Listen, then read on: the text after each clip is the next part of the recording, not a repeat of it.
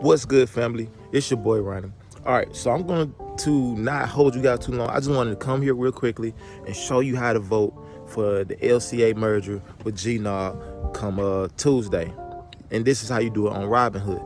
All right, so if you're on Robinhood, you should see a proxy docs email. It should say Robinhood at proxydocs.com. And you'll put that in your search on your email that you have tied to your Robinhood account, and you will click the one that talks about Lancadia Holdings. Once you get that, you will click vote now. I can't tell you how to vote, so I won't go into what I voted, but I voted of course I voted for the merger, but I can't tell you how to vote. So I'm just making this short. At the end, you will have to confirm the vote, and then you will have to submit the vote.